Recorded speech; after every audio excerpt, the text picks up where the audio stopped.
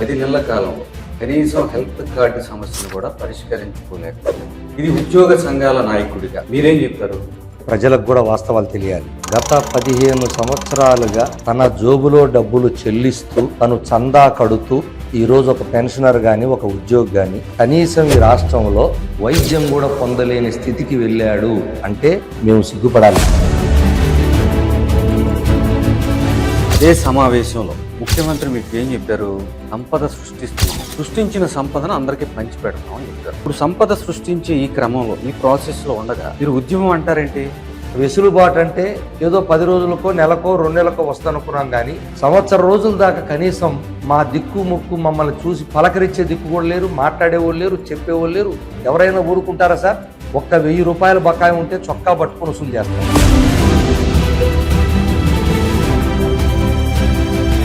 మాజీ ఐఏఎస్ అధికారి జయప్రకాష్ నారాయణ ఉన్నారు.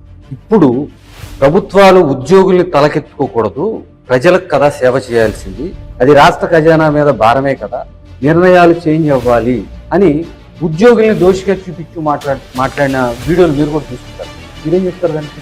కేంద్ర ప్రభుత్వం కూడా ప్రతి సంవత్సరం 16 లక్షల కోట్లు అప్పులు చేస్తుంది. ఈ రోజు 50 లక్షల కోట్లు బడ్జెట్ అయితే ఎందుకు తీసుకొస్తుంది 16 లక్షల కోట్లు? ఈ ప్రభుత్వం రాష్ట్ర ప్రభుత్వం 1 లక్ష కోట్లు ఎందుకు తీసుకొస్తున్నారు ప్రతి సంవత్సరం? ఇది అడగమనండి. అగ్రెసివ్ గానే ఉంటుంది అయితే. తప్పకుండా.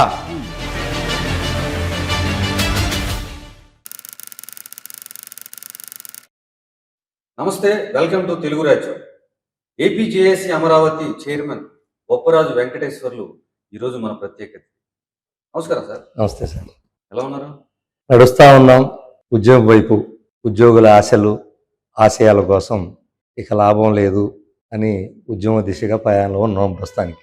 2025 అక్టోబర్ 18వ తారీఖున సీఎంతో సమావేశమయ్యారు. అవును. 60 రోజుల్లో హెల్త్ కార్డు సమస్యను పరిష్కరిస్తామని చెప్పారు. 10 నెలల కాలంలో కనీసం హెల్త్ కార్డు సమస్యను కూడా పరిష్కరించుకోలేకపోయింది. ఇది ఉద్యోగ సంఘాల నాయకుడిగా మీరేం చెప్తారు? 100% అది కరెక్ట్ అండి. ఎందుకంటే ప్రజలకు కూడా వాస్తవాలు తెలియాలి. గత 15 సంవత్సరాలుగా తన జోబులో డబ్బులు చెల్లిస్తూ తను చందా కడుతూ ఈరోజు ఒక పెన్షనర్ కానీ ఒక ఉద్యోగి కానీ కనీసం ఈ రాష్ట్రంలో వైద్యం కూడా పొందలేని స్థితికి వెళ్ళాడు అంటే మేము సిగ్గుపడాల్సిందే. ప్రభుత్వాలు ఏమనుకుంటాయో మాకు తెలియదు, వాళ్ళు ఎలా భావిస్తారో మాకు తెలియదు. ఇదే గౌరవ ముఖ్యమంత్రి గారికి 18/10/2025 జరిగినటువంటి చర్చల్లో చాలా స్పష్టంగా, అయ్యా మీరు ఆర్థికమైనటువంటి అంశాలు ఇప్పుడు చేయలేను, కొద్దిగా టైం ఏమని అడుగుతున్నారు. ఆర్థికేతర అంశాలు అంటున్నారు.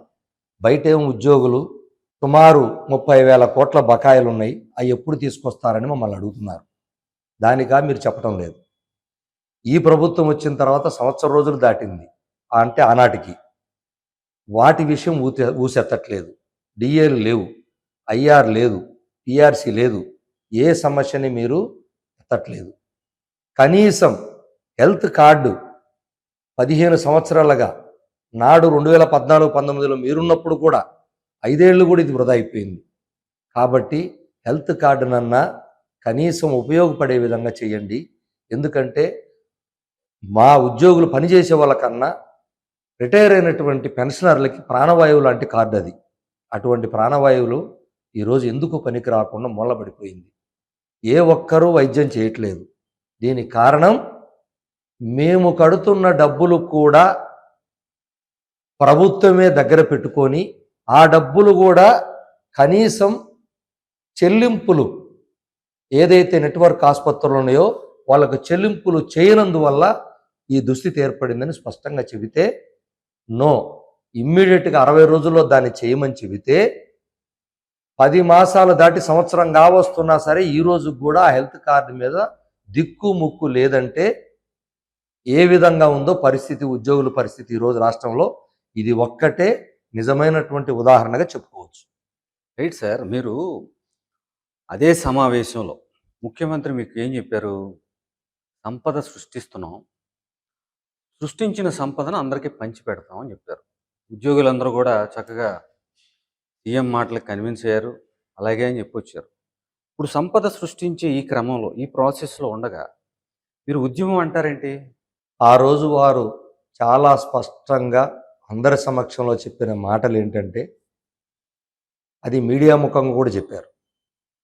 నాకు ఆర్థికపరమైనటువంటి అంశాల్లో కొంతకాలం వెసులుబాటు ఇవ్వండి. కొంతకాలం కూడా వెసులుబాటు ఇవ్వండి. నాకు అన్ని అవకాశం వస్తే ఈ పిఆర్సీ కానీ ఇంకోటి కానీ it's a matter of days, పెద్ద పని కూడా కాదు అని చాలా స్పష్టంగా ఆయన మా అందరి ముందు చెప్పారు.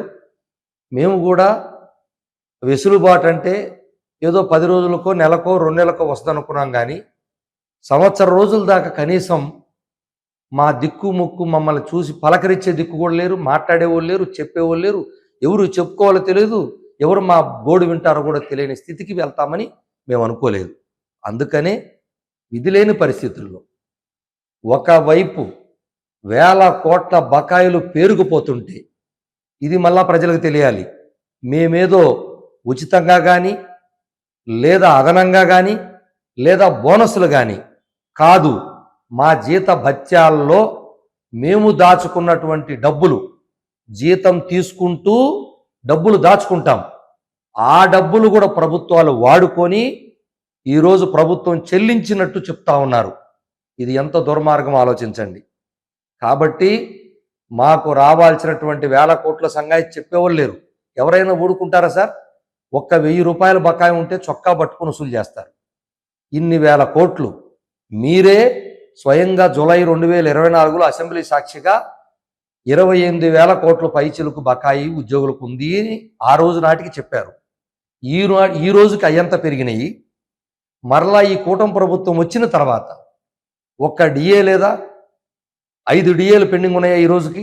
అంటే 12% సుమారుగా ఉద్యోగికి రావాల్సింది. అది పక్కన పెడితే అయ్యారు సాంప్రదాయబద్ధంగా ప్రభుత్వాలు రాగానే అయ్యారు ఇచ్చే సాంప్రదాయం ఉంది. గత ప్రభుత్వ హయాంలో 27% అయ్యారు తీసుకుంటున్నటువంటి మేము ₹1 కూడా అయ్యారు లేదా 2 సంవత్సరాలు దాటిపోయినా కూడా లేదు. మీరేమన్నా పిఆర్సీ కమిషనర్ని నియమించారా?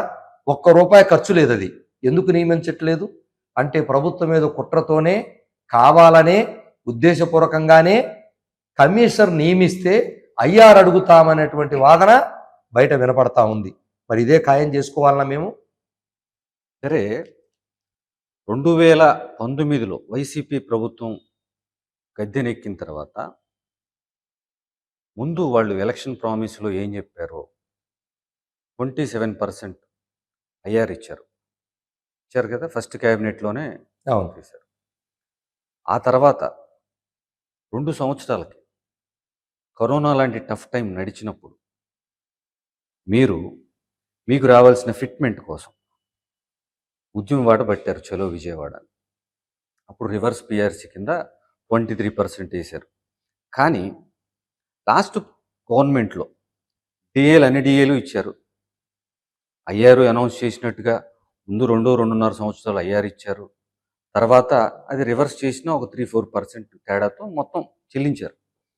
కానీ ఇప్పుడు ఈ ప్రభుత్వం 2024లో అధికారంలోకి వచ్చిన తర్వాత ఈ 27 నెలల కాలంలో ఎందుకు ఐఆర్ కానీ పిఆర్సీ కానీ ఏమీ లేకుండా చేసాయి? మీరెందుకు ఇంత సహనంగా ఉన్నారు ఈ 27 నెలల కాలం? ఆ రోజు టఫ్ టైంలో కరోనాలో కూడా మీరు ఉద్యమం చేశారు కదా, మరి ఈ 27 నెలల్లో ఏ శక్తులు ఆపాయి మిమ్మల్ని? ఇది వాస్తవం. గత ప్రభుత్వ హయాంలో 27% ఐఆర్ తీసుకున్న మాట వాస్తవమే. దాదాపు 2 సంవత్సరాలు ప్రపంచమంతా గడగడలాడించినటువంటి కరోనా, ఆ నేపథ్యంలో కూడా ప్రభుత్వానికి మేము అండగా నిల్చున్నాం, ప్రభుత్వం మాకు నిల్చుంది. జీతాలు ఆలస్యమైన మేము భరించాము. ఎందుకంటే అటువంటి విపత్కర పరిస్థితుల్లో ఎవరమైనా తోడుగా ఉండాలనుకున్నాం. మా జీతాల నుంచి కూడా మేము 2 రోజుల వేతనాన్ని కూడా కరోనా కోసం ఈ మంచి ప్రభుత్వానికి ఇచ్చాం. అన్నీ కరెక్ట్.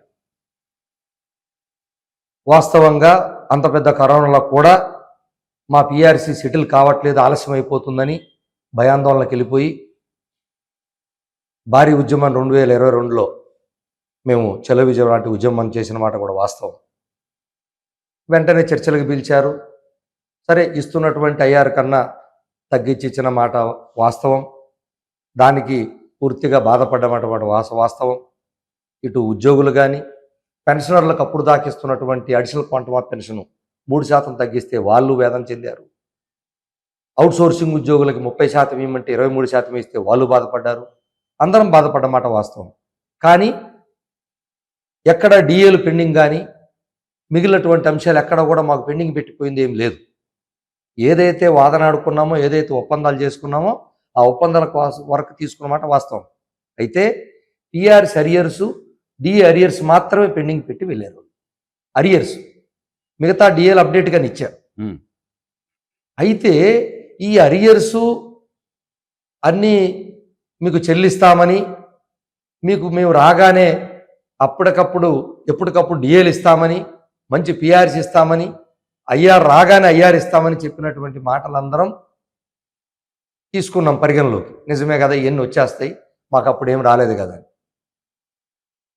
మేము సంవత్సరం రోజు ఎదురు చూసి సంవత్సరం రోజులు కూడా ఎవరు కదలకపోయినప్పుడు ఏపీజేఎస్ అమరావతి ముందుకొచ్చి మేము 20వ తారీఖున ఆగస్టు 2025లో ఒక రాష్ట్ర కార్యవర్గ సమావేశాన్ని వేసి సంవత్సరం రోజులు దాటిపోయినా ప్రభుత్వం మౌనం వేడట్లేదు, ప్రభుత్వం తక్షణమే చర్చలకు పిలవాలి, మాకు ఇస్తానటువంటి రావాల్సిన ఈ ప్రభుత్వం వచ్చినాక ఏమీ ఇవ్వలేదు, బకాయిల సంగతి చెప్పలేదు, ఈ ప్రభుత్వం వచ్చినాక ఇవ్వాల్సినటువంటి ఏమీ ఇవ్వట్లేదు, కనీసం పిఆర్సీ కమిషనర్ కూడా నియమించట్లేదు, రూపాయి ఖర్చు లేనిది అని మేమే ముందు గలమెత్తాము.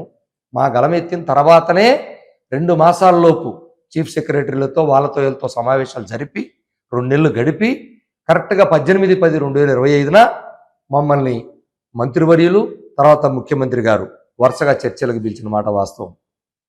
మేము చూడండి ఎక్కడా కూడా ఏపీజేఎస్ అమరావతి నాయకత్వం ఎక్కడా ఊరుకున్నది లేదు. చూశాం, నెల పోయింది, 2 నెలలు పోయింది, ఒకవైపు పని ఒత్తిడితో నలుగుతున్నాం, విపరీతమైనటువంటి ఎన్నికల సంబంధించినటువంటి ఓటర్ లిస్టు ప్రిపరేషన్లు కానీ లేకపోతే ఇట్లా పని ఒత్తిడితో ఉద్యోగుల్ని ఒకవైపు దాంట్లో పడేశారు, ఒకవైపు ఆర్థిక ఒత్తిడిని ప్రవేశపెడుతున్నారు. ఈ 2 చూస్తూనే నాయకత్వం ఓర్పుతో కూటమి ప్రభుత్వం మనం కోరుకున్న ప్రభుత్వం కదా అని ఓపికతో ఎదురు చూసిన మాట కూడా వాస్తవమే. అంటే ఏదైనా ప్రభుత్వాలకి అడ్డగోలుగా వీళ్ళు రాగానే ఎట్లా ఇస్తారు, కొంత వాళ్ళకి వెసులుబాటు ఇవ్వాలి కదా అని ప్రజలు అనుకుంటారని, అలాగే స్వయంగా గౌరవ ముఖ్యమంత్రి గారే నాకు కొంత వెసులుబాటు ఇవ్వండి అని పోయిన సంవత్సరం క్రితం ఆయన అడిగిన మాట కూడా ప్రత్యక్షంగా మాకు డైరెక్ట్గా అడిగారు. సరే ఆయన అడిగారు కదా, కుటుంబ పెద్దగా మా గురించి పట్టించుకోకపోతాడా అనే ఒక నమ్మకంతో 1 నెల 2 నెలలు 3 నెలలు ఎదురు చూస్తూనే ఉన్నాం. ఇక లేని పక్షంలోనే జూన్ 7వ తారీఖున 2026 ఇక మేము భరించలేం, ఈ ఆలస్యాన్ని మేము ఇంకా భరించలేం అని ఏపీజేఎస్ అమరావతి 7వ తారీఖు జూన్ 2026న రాష్ట్ర కార్యవర్గ సమావేశం వేసి ఉద్యమ కమిటీని మేము ఫామ్ చేసాం. అదే రోజున ఫామ్ చేసి చేయగానేదో అడ్డగోలుగా ప్రభుత్వం మీదకి వెళ్ళిపోలేదు. మేము మళ్ళా పోయి చెప్పాం, అయ్యా మీరు ఇవ్వలేకపోతే, మీరేం చర్చలు పిలవకపోతే ఉద్యమ కమిటీ కూడా నియమించుకున్నాం, ఉద్యమానికి వెళ్లాల్సి వస్తుంది, మరలా వెళ్ళిన తర్వాత మీకు మాకు గ్యాప్ వస్తుంది, అది మళ్ళీ మంచి పద్ధతి కాదు, మేము ఫ్రెండ్లీ ప్రభుత్వంగా ఉంటామని చెప్పన్నారు, మేము ఫ్రెండ్లీగా ఉండటానికే సిద్ధమయ్యాం, మరి కనీసం మీరు చర్చలకు పిలిచి మీరు వెసులుబాటు కొంత ఇవ్వండి అన్నారు, ఇచ్చాము. అది 1 నెల 2 నెలల 3 నెలల చెప్పకుండా ఇలా వదిలేస్తే మేము ఉద్యోగుల నుంచి ప్రెజర్ పెరుగుతూ ఉంది, తట్టుకోలేకపోతున్నాం. అది కూడా ఏదో అయాచితంగా అడిగే ప్రెజర్ అంటే కాదు, మేము దాచుకున్నటువంటి వేల కోట్ల రూపాయల డబ్బులు మా జీతాల్లో కట్ చేసిన డబ్బులై మాకు తిరిగి చెల్లించమంటున్నారు, బకాయిల సంగతి చెప్పమంటున్నారు, మీరు వచ్చినాక పిఆర్సీ కమిషన్ కూడా వేయలేదు అని అందరికీ చెప్పామండి. ప్రభుత్వంలో పెద్దలకి, ఉన్నతాధికారులకి అందరి దృష్టికి తీసుకెళ్ళాం. ఏ ఒక్కరు కూడా చలనం లేదు. అందుకనే ఇక భరించలేమని మేము పోయిన నెల అంటే జూన్లో మొదలుపెట్టాం, జూలైలోనే మేము ఉద్యమానికి వెళ్తామని చెప్పని మొట్టమొదటి ఉద్యమ సన్నద్ధ సభని శ్రీకాకుళంలో శ్రీకారం చుట్టేదానికి వెళ్తుంటే 2 రోజుల్లో సభ ఉందనగాన 10వ తారీఖు కల్లా మమ్మల్ని చర్చలకు రమ్మని చెప్పి పిలిచారు ఏపీజేఎస్ అమరావతి. మంత్రులు పిలిపించి మీరు ప్రభుత్వం చాలా సానుకూలంగా ఉంది, ముఖ్యమంత్రి గారు వద్దన్నారు ఉద్యమానికి మీరు ముందుకెళ్తే మేము సెటిల్ చేయటం కష్టం, దానికి మళ్ళీ మీరే కారణమవుతారు, ఉద్యమానికి వెళ్తే మళ్ళా గౌరవ ముఖ్యమంత్రి గారు ఫీల్ అవుతారని చెప్పి మమ్మల్ని పిలిపించి 10వ తారీఖు 11వ తారీఖు 2 రోజులు చర్చలు చేసి మళ్ళా మేము అయ్యా మాతో కాదు ఉద్యోగ సంఘాలన్నీ పిలిపించండి అంటే పోయిన నెల 22వ తారీఖు అంటే జూలై 22న అన్ని సంఘాలతో చర్చలకి పెట్టి 5 మంత్రులు అందరూ చీఫ్ సెక్రటరీతో పాటు సహా 10 మంది స్పెషల్ చీఫ్ సెక్రటరీలు కూర్చొని సుదీర్ఘంగా 5-6 గంటల పాటు చర్చలు చేస్తే చాలా స్పష్టంగా 29 అంశాల మీద ఏపీజేఏసీ అమరావతి పక్షాన అన్ని స్పష్టం చేస్తే ఆ రోజు ఏదో ఒక అంశం చెప్తారనుకున్నాం, చెప్పలేదు. సరే వాళ్ళు ముఖ్యమంత్రి గారి యొక్క అనుమతి తీసుకొని చెప్తాము అని చెప్పి వెళ్ళిపోయారు, సంతోషపడ్డాం. అదే రోజు అడిగాం, అయ్యా మీరు ఆర్థిక శాఖ మంత్రుల్ని అడిగాం డైరెక్ట్గా, మీరు ఉద్యోగులకి ఖర్చు అంతా పెడుతున్నామని మాటను వాడుతున్నట్టుగా మాకు తెలుస్తుంది, దయచేసి మీరు ఆ మాట వాడద్దు, ఎందుకంటే ఉద్యోగులు ప్రభుత్వంలో భాగం, మీరే చెప్తున్నారు, మరి ప్రభుత్వ భాగం ఉద్యోగులకి ఖర్చు అంత అయిపోతుంది మీరు ఎలా చెప్తారు అని అంటే ఆర్థిక శాఖ మంత్రులు ప్రత్యక్షంగా మాకు చెప్పారు, నేను ఎప్పుడు అలా అనలేదు, మీతో ఇంటర్నల్గా మాట్లాడుకున్నామే తప్ప ఉద్యోగులు ఎప్పుడు కూడా ఉద్యోగులకి ఇచ్చే ప్రతి రూపాయి కూడా మేము దాన్ని పెట్టుబడిగానే భావిస్తామని మీడియాలో కూడా వచ్చింది మరుసటి రోజు 23వ తారీఖున. సరే చక్కగా చెప్పారు కదా, గౌరవ ముఖ్యమంత్రి గారితో మాట్లాడుకొని రేపో మాపో మమ్మల్ని పిలుస్తారని 22వ తారీఖు నుంచి 1000 కళ్ళతో ఎదురు చూస్తున్నాం ఈ రాష్ట్రంలో ఉన్నటువంటి లక్షలాది మంది ఉద్యోగులు. 22 పోయింది, 23 పోయింది, నెల పోయింది, మళ్ళా ఆగస్టు కూడా వచ్చేసింది. ఇంతవరకు చర్చలకు పిలవకపోగా సడన్గా 4వ తారీఖున ఆగస్టు 4న ఒక్కసారిగా షాక్ గురయ్యాం ఈ రాష్ట్రంలో ఉద్యోగులందరం కూడా. అదేమంటే రాష్ట్ర ప్రభుత్వ ఆదాయం అంతా ఉద్యోగులకే పోతుందని ఒక శ్వేతపత్రం రిలీజ్ చేసినట్టుగా ప్రభుత్వం నుంచి మీడియా మొత్తం కూడా చూడటం జరిగింది. అదే సార్, అదే మాట. మీరు లాస్ట్ టైము సీఎంతో మీటింగ్ జరిగినప్పుడు ఒక డిఏ అనౌన్స్ చేశారు. ఆ డిఏ పూర్తిగా వచ్చే ఆ డిఏ ఈరోజు కూడా ప్రభుత్వం ఇచ్చినటువంటి జీవో ఏదైతే ఉందో ఆ అరియర్స్ జీవో ఈ రోజు కూడా ఇంప్లిమెంటేషన్ లేదు. చెప్పాలంటే ఉందని ఎవరన్నా మే నెలలోనే క్యాష్ తీసుకోమన్నారు. డిఏ కలిసిందే తప్ప అరియర్స్ ₹1 రాలేదు. 2024 జనవరి డిఏది అరియర్స్ని మే నెలలో తీసుకోమన్నారు. మే నెలలో 10% అట్లా 3 మాసాలు గ్యాప్ ఇచ్చి 30 అలా తీసుకు 3 30లు ఒక 10గా పెట్టారు. ఈ రోజుకి ఆ జీవో ఇంప్లిమెంట్ అయిందా? లేదు. ఏ ఒక్క రిటైర్ ఉద్యోగి కానీ ఏ ఒక్క సిపిఎస్ ఉద్యోగి కానీ క్యాష్ రాలేదు. ఎవరైతే జీపీఎఫ్ అకౌంట్ ఉందో మాకు జీపీఎఫ్లో వేయలేదు. ఆ జీవోనే వీగిపోయిందంటే చూడండి, ప్రభుత్వం సొంతంగా ఇచ్చిన జీవో వీగిపోయింది. అంటే ఈ 27 నెలల కాలంలో ₹1 ఈ ప్రభుత్వం మీకు తీసుకోలేదు. మరి వైట్ పేపర్ అనౌన్స్మెంట్లో 30,000 కోట్ల బకాయిలు ఇచ్చేసామని చెప్పారు. రాష్ట్ర ఆర్థిక పరిస్థితి అయోమయంగా ఉంది, కష్టంగా ఉంది. ఇప్పుడు ఈ పరిస్థితుల్లో కూడా ఉద్యోగులకి 30,000 కోట్లు ఇచ్చాం, వచ్చిన ఆదాయం అంతా ఉద్యోగులకే సరిపోతుంది అని సీఎం అనౌన్స్ చేశారు. దాని మీద మీరు మీడియాలో కూడా మీ అభిప్రాయం చెప్పారు. నిజంగా కనీసం ఒక 60% అయినా మీకు కంట్రిబ్యూషన్ ఉంటుందేమోగా. రాష్ట్ర ప్రభుత్వానికి వచ్చే ఆదాయం ఉద్యోగులకి పెన్షన్లకి ఇచ్చే జీతాలతో పెన్షన్లతో పోల్చుకుంటే ఒక 60% ఖర్చు ఉంటుందిగా. ఉంటుంది. కానీ సీఎం 98% అని చెప్పారా? అది ఇప్పుడు మొదట మీకు చెప్తాను, ఏదైతే ప్రభుత్వం చెప్పినటువంటి లెక్కల్లో ఆ లెక్కలు మళ్ళీ చెప్తాను, మీకు ఖర్చు లెక్కలు చెప్తాను. వాళ్ళు ఇచ్చామని చెప్తున్నటువంటి 30,849 దానికి సంబంధించి స్వయంగా వాళ్ళే ఇచ్చారు. ఏమిచ్చారు, ఏమి కింద చెల్లించామని చెప్పారు. ఇందులో గ్రాట్యుటీలు, సిపిఎస్ కంట్రిబ్యూషను, తర్వాత provident fund, APGLI, amount medical రీయింబర్స్మెంట్లు. ఉమ్. ఈ 30,000 కోట్లు ఏం చెల్లించామయ్యా అంటే ఇవి చెల్లించామన్నారు. చూడండి చాలా స్పష్టంగా ఆ 30,000 కోట్లలో మీకు ఏదైతే గ్రాట్యుటీ అనేది రిటైర్ అయినటువంటి ఉద్యోగి ఎవరైతే రిటైర్ అయ్యి కనీసం గ్రాట్యుటీ చెల్లించాల్సిన బాధ్యత ప్రభుత్వం అందది. ఆడు 30 సంవత్సరాలు 40 సంవత్సరాలు సర్వీస్ చేసి ఉంటాడు ఆయన. అటువంటి అతనికి చెల్లించేటువంటిది గ్రాట్యుటీ. వర్కింగ్ పనిచేస్తున్న ఉద్యోగికి వచ్చే రూపాయి కూడా కాదు అది. అది బాధ్యత. అది ఎంత ఉంటుంది? కేవలం 10% ఉంటారు. 90% ఎవరికి ఇచ్చారు డబ్బులు అని చెప్తున్నారు అంటే ప్రావిడెంట్ ఫండ్ అంటే జీపీఎఫ్ నేను దాచుకున్న డబ్బు, నేను దాచిపెట్టుకొని నా కుటుంబ అవసరాలకు కానీ రిటైర్ అయిన తర్వాత కానీ తీసుకునేటువంటి డబ్బులు అవి జీపీఎఫ్. 2 ఏపీజీఎల్ఐ, అది కూడా ప్రతి నెల నేను దాచుకున్నటువంటి డబ్బు. అలాగే మెడికల్ రీయింబర్స్మెంట్, ప్రతి నెల నేను మెడికల్ ఖర్చుల కోసమని నా జీతంలో నుంచి డిడక్షన్ అవుతుంది. అంటే సిపిఎస్ కంట్రిబ్యూషన్ ప్రతి నెల నేను నా వాటా చెల్లిస్తాను నా జీతంలో నుంచి. నా జీతం ₹1,00,000 నెలకు అనుకుంటే ₹1,00,000 డిడక్షన్ అంటే గ్రాసు ₹1,00,000, డిడక్షన్స్ 20,000, నెట్ ఎంత నా చేతికి వచ్చేది 80,000. 20,000 డిడక్షన్స్ పోతాయి కదా.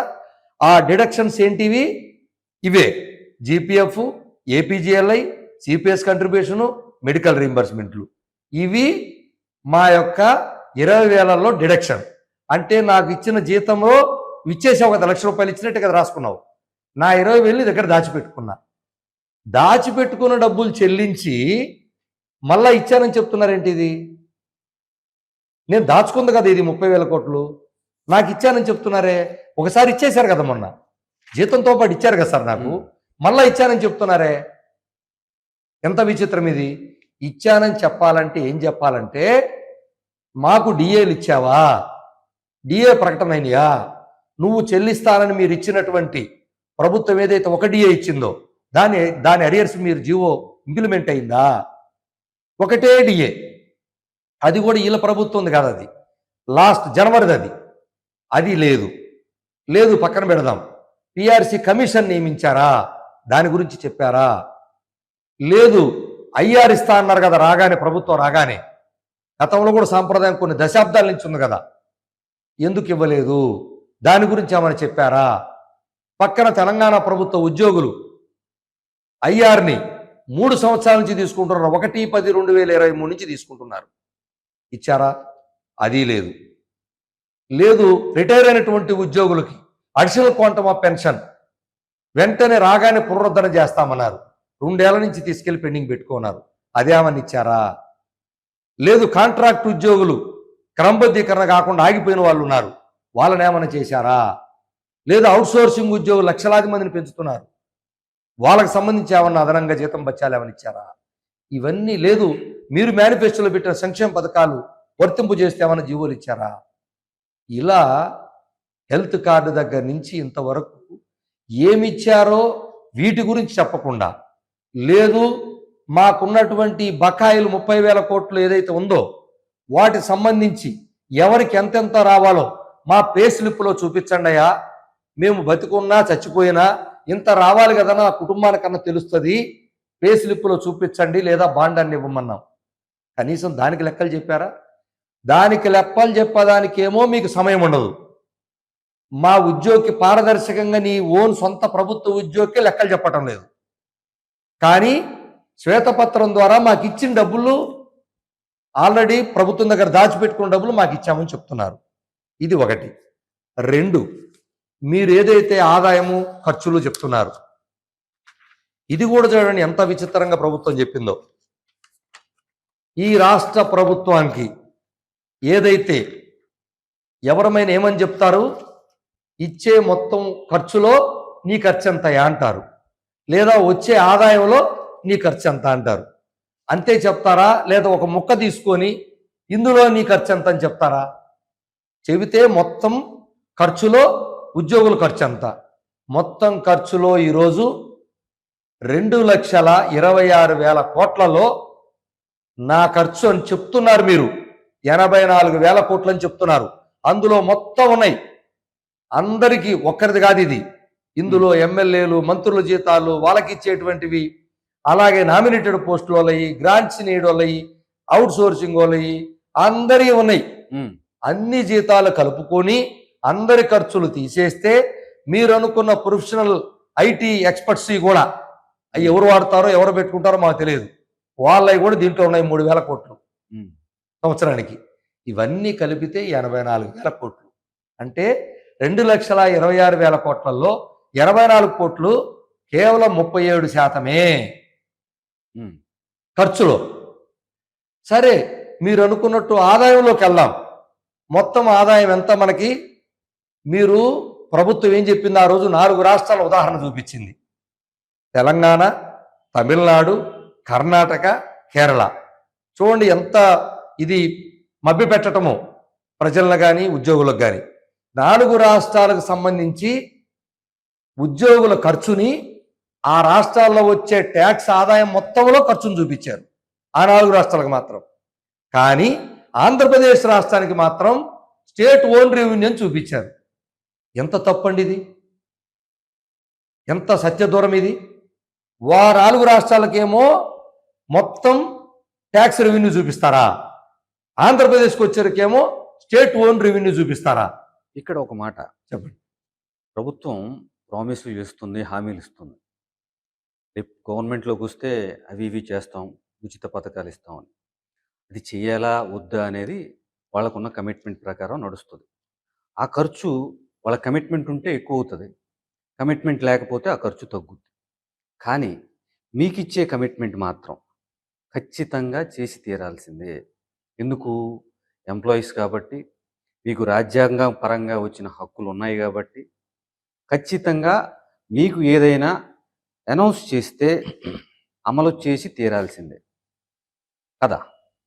అప్పుడు రాష్ట్ర ఆదాయంలో మీ ఖర్చును తీసి చూపించడం పెద్ద తప్పేం కాదని నేను అనుకుంటున్నా. మేము కాదనం. ఆ ఆదాయం అనేది మీరు న్యాయబద్ధంగా పారదర్శకంగా చూపించాలి కదా అంటున్నాను. మేము కూడా కాగు లెక్కలకి వెళ్ళేదాకా మాకు తెలియదు, మాకెవరు సెక్రటరియట్లో ఇవ్వరు కదా మాకు ఈ లెక్కలు. కాగులోకి వెళ్ళి చూసాం. కాగ్ అంటే controller auditor general of India. ఇది ప్రతి ఒక్క రాష్ట్రం అందులో అప్లోడ్ చేయాల్సిందే, ఖర్చులు, జమా ఖర్చులు ఎవరైనా సరే, ఇన్కము, ఎక్స్పెండిచర్.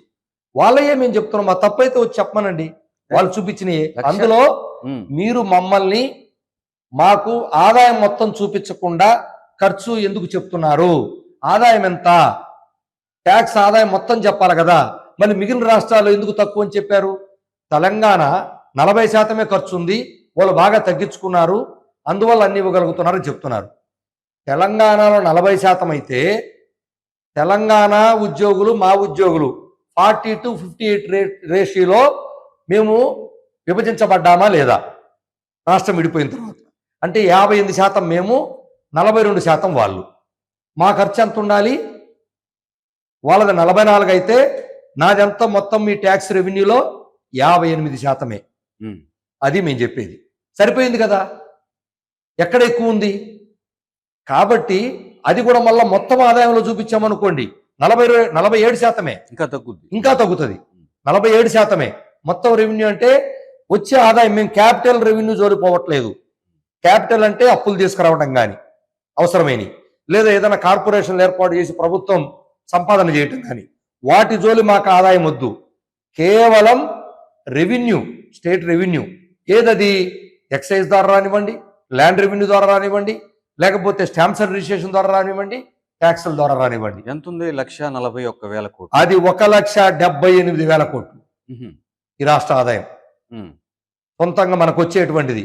ఇందులో ఇది 2025-26 26కే నేను చెప్తున్నాను స్పష్టంగా, ఇదే సంవత్సరానికి. అలాంటప్పుడు ఆ లెక్కలో మొత్తం నా ఖర్చు 1,78,000 కోట్లలో నా ఖర్చు 84,000 కోట్లు. ఎంత నా ఖర్చు అంటే? మొత్తం స్టేట్ లో ఉన్నటువంటి ఉద్యోగ వర్గం ఇంక్లూడింగ్ సెక్రటరియట్ లో ఉన్నటువంటి దాని దగ్గర నుంచి గ్రామ స్థాయిలో పనిచేసే ప్రతి ఒక్కరిది కలిపి 84,000 కోట్లు. ఎంత అయింది అప్పుడు? కేవలం 47%. మరి ఏ విధంగా మీరు 100% నుంచి నేను తగ్గించుకుంటూ వస్తా అన్నారు? తగ్గింది అంటే గత ప్రభుత్వ హయాంలో వాలంటీర్లు 2,50,000 మంది కూడా దీంట్లో వేసేవారు జీతం. ఆ వాలంటీర్ల జీతం తగ్గింది. లేదా ఎక్సైజ్ షాపుల దగ్గర ఉద్యోగాలు ఇచ్చారు గత ప్రభుత్వంలో. వాళ్ళు 40,000 మందిని వాళ్ళు తీసేశారు. కాబట్టి అది తగ్గు ఉంటుంది. అంతకు తప్పించి ఏ విధంగా తగ్గుతుంది? ఉమ్, ఉద్యోగులు ఎంతమంది ఉండాలనేది బాధ్యత ఎవరిది? పాలకులది. పాలకులు తప్పు చేస్తే ఆ తప్పుని ఉద్యోగుల మీద నెడతారా మీరు? ఇప్పుడు రాష్ట్ర ఆర్థిక పరిస్థితికి సంబంధించి 2024 పాత ప్రభుత్వం వెళ్ళిపోయిన తర్వాత 7.5 లక్షల కోట్ల అప్పు ఈ రాష్ట్రానికి ఉంది. ఇప్పుడు ఈ ప్రభుత్వం ఈ 27 నెలల కాలంలో మరో 3.5 లక్షల కోట్లు చేసిందని మనకి వస్తున్న సమాచారం. మొత్తంగా కలిపి ఈ రాష్ట్ర ప్రభుత్వం ఈ రాష్ట్ర ప్రజానీకం మీద 11 లక్షల కోట్ల భారం ఇప్పటికీ ఉద్యోగులకు ఇవ్వాల్సిన 30,000 కోట్ల రూపాయల భారం ప్రభుత్వం మేదేసుకుంటుందని అనుకుంటున్నారా? 30,000 కోట్లు అనేది పాతవి. ఈ ప్రభుత్వం వచ్చిన తర్వాత మళ్ళీ 20,000 కోట్ల పైచులకి అంటే 50,000 కోట్లు ఉన్నాయి. 50,000 కోట్లు సుమారుగా రమారమిగా ఉంటాయి. ఈ బిల్లులు కూడా వేయనీయట్లేదు. బిల్లులు వేస్తే కదా అసలు చెల్లితేది. వాళ్ళు చెప్తుంది మేము చెబుతున్నాం. మరి 50,000 కోట్ల రూపాయలు ఎవరైనా చెప్పమనండి. ఈ దేశంలో ఏ రాష్ట్రంలో అన్నా ఉద్యోగులకి, ఈ దేశంలో ఏ రాష్ట్ర ప్రభుత్వం అన్నా ఉద్యోగులకి ఇన్ని వేల కోట్ల రూపాయల బకాయిలు పెట్టినటువంటి రాష్ట్రం ఉందా? పాలకుల పని అది. ఇప్పుడు ఒక పౌరుడిగా నేను కూడా ఈ రాష్ట్ర పౌరుడిని, నేను కూడా ఒక పౌరుడిగా నా నెత్తి మీద ఎంత తెచ్చినా నాకు కూడా కౌంట్ అవుతుంది.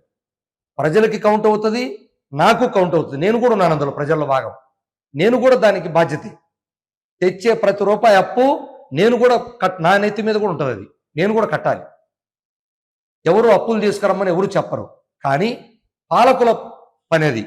పాలకులు ఎలా చేయాలి, దేని మీద ఖర్చు పెట్టాలి, దేని మీద ఖర్చు తగ్గించుకోవాలనేది పాలకుల నిర్ణయం. నేను పాలకుడుగా లేను, నేను ఉద్యోగిగా వచ్చాను. నేను కూలి చేసుకోవడానికి నీ దగ్గరికి ఉద్యోగిగా వచ్చాను. నీకు అవసరమంటే వచ్చాను. అది కూడా నీకు అవసరం లేకపోతే నేనేం అవసరం లేదు. నేను ఏ పని చేసుకుంటా ఆ పని చేసుకుంటాను. కానీ ఎక్కడైనా ప్రభుత్వం బయట కంపెనీలు కానీ ప్రైవేటు సంస్థలు కానీ ఎవరికైనా ఉద్యోగులు ఆ కంపెనీయో లేకపోతే ఆ షాపులోనో ఎక్కడైనా సరే జీతాలు ఇవ్వట్లేదు, లేబర్కి ఆపేసిందంటే ఇదే ప్రభుత్వం లేబర్ యాక్ట్ ప్రయోగించి మా ఆఫీసర్లందరూ వెళ్ళి వాళ్ళకి జీతాలు ఇచ్చేదాకా లేకపోతే వాళ్ళ కూలి ఇచ్చేదాకా ఒప్పుకోమే. మరి నీ ప్రభుత్వంలో పనిచేసే ఉద్యోగులకు నువ్వు 50,000 కోట్లు బకాయిలు పడిపోతే ఎలా భరిస్తారు? అది కూడా ఆయాచితంగా వచ్చేది కాదు, అదనంగా ఇచ్చేది కాదు కదా. మాకెవరు లెక్కలు చెప్తారో చెప్పమని మాట్లాడే వాళ్ళు ఎవరైనా సరే, అది ప్రభుత్వంలో కానీ బయట వాళ్ళు కానీ, 50,000 కోట్ల బకాయిలు ఉన్నామయ్యా, మేము ఇవ్వలేకపోతున్నాము, ఎందుకు ఇవ్వట్లేదో చెప్పలేకపోతున్నాము చెప్పనండి ప్రజలకు వచ్చి బయట. ఇంత అన్యాయం కదా ఇది. ఇప్పుడు మీరు ఇచ్చే డిఏ ఉందండి, ఇదేం మీరు ఉచితంగా ఇచ్చేది కాదు కదా, ధరలకు అనుగుణంగా పెంచేదే డిఏ కదా. 6 మాసాలకు ఒకసారి కేంద్ర ప్రభుత్వం లెక్కగట్టి డిఏలు పెంచుతుంది. మరి ఇదే రాష్ట్రంలో పనిచేసే ఐఏఎస్ అధికారులకి కేంద్ర ప్రభుత్వం డిఏ అప్డేట్గా ఉంది కదా. మా పై అధికారులు మొత్తమేమో అద్భుతంగా అప్డేట్గా జీతాలు ఇస్తున్నారు. ఈ ఖర్చులోనే ఉంది అది 84,000 కోట్లలోనే. ఇదే ఉద్యోగులకేమో కింది స్థాయిలో పనిచేసే వాళ్ళకేమో డిఏ ఇవ్వరా? వాళ్ళకొక న్యాయం, మాకొక న్యాయమా? కేంద్రం ఎందుకు అప్డేట్గా ఇస్తుంది? కేంద్రం అప్డేట్గా ఇస్తే రాష్ట్ర ప్రభుత్వం ఇవ్వాలని లేదు కదా. మరి వాళ్ళకి ఎందుకు ఇస్తున్నారు మీరు? ఐఏఎస్ అధికారులకి, ఐపీఎస్లకి, ఐఎఫ్ఎస్లకి ఈ రాష్ట్రం ఉన్నటువంటి వాళ్ళందరూ అప్డేట్గా డిఏ తీసుకుంటున్నారా లేదా? మాకెందుకు డిఏ అప్డేట్కి ఇవ్వటం లేదు? మేము పని చేయటం లేదా? ఈ వ్యత్యాసం ఎందుకు చూపిస్తున్నారు? ఇప్పుడు జనాల్లోకి వెళ్తున్న విషయం ఏంటంటే, మాజీ ఐఏఎస్ అధికారి జయప్రకాష్ నారాయణ ఉన్నారు. ఆంధ్రప్రదేశ్లో ఒక్కొక్క కుటుంబం 4-5 సభ్యులు ఉంటే వారంతా కలిపి ఒక్కొక్క మనిషి 20,000 చొప్పున, ఒక్కొక్క కుటుంబం 1,00,000 రూపాయలు సంవత్సరానికి ఉద్యోగుల జీతాల రూపంలో చెల్లిస్తుంది. ఎక్కడంటే అక్కడ లంచాలు తింటున్న ప్రభుత్వ ఉద్యోగులకి ప్రజలు ఈ స్థాయిలో ఖర్చు పెట్టడం అవసరమా? మొదటిది. 14 టైంలో తెలంగాణతో పోల్చుకొని 43% ఫిట్మెంట్ తీసుకున్నారు. అది రాష్ట్ర ఖజానా మీద విపరీతమైన భారం మోపింది. ఇప్పుడు ప్రభుత్వాలు ఉద్యోగుల్ని తలకెత్తుకోకూడదు, ప్రజలకు కదా సేవ చేయాల్సింది. ఉద్యోగుల్ని ఎత్తుకుంటే అది రాష్ట్ర ఖజానా మీద భారమే కదా. సో నిర్ణయాలు చేంజ్ అవ్వాలి అని ఉద్యోగుల్ని దోషిగా చూపించు మాట్లాడిన వీడియోలు మీరు కూడా చూసుంటారు. మీరేం చెప్తారు దానికి? ముందుగా డాక్టర్ జయప్రకాష్ నారాయణ గారు కూడా గమనించాల్సింది ఏమంటే, మీరు కూడా అర్థం చేసుకోవాల్సింది అందరికీ, ఆయన కూడా ఈ ప్రభుత్వంలో భాగమై ఉద్యోగిగానే పనిచేసి ఆయన కూడా ఇందులో భాగస్వామ్యమై జీతం తీసుకున్నోడే. ఆయనకి ఇచ్చిన జీతంలో కూడా అందరి తలనెత్తిన ఉంటుంది. మొదటిది ఎందుకంటే ఆయన ఒక కలెక్టర్ గిరి చేసినంత కాలం ఆయన సర్వీసులో ఉన్నాడు. కలెక్టర్ గిరి అయిపోయిన తర్వాత వెళ్ళిపోయారు. కాబట్టి ఆయన కూడా ఈ ప్రభుత్వంలో ఉన్నటువంటి జీతభత్యాలు తీసుకున్నటువంటి వ్యక్తి. 2, అవినీతి అంటున్నారు. అవినీతి అనేది ఏదో ఒకరో ఇద్దరో ప్రతి వ్యవస్థలో ఉంటే అది వ్యవస్థ మొత్తానికి రుద్దేదానికి లేదు. ఎవరికి చెందుతుందో ఎవరు వస్తుందో అది ఎవరు తీసుకుంటారనేది ఒక వ్యక్తులకు సంబంధించినటువంటి వాడి భావజాలాన్ని బట్టి ఉంటుంది. అందరూ ఆ పని చేయరు. కొన్ని పరిస్థితులు అవినీతికి ఉసుగొలిపేదాన్ని ఏమంటాడో ఆయన చెప్పాలి. ప్రభుత్వాలే అవినీతికి ఉసుగొలిపితే ఏమంటారు దాన్ని అంటే, దానికి ఉదాహరణ చెప్తాను.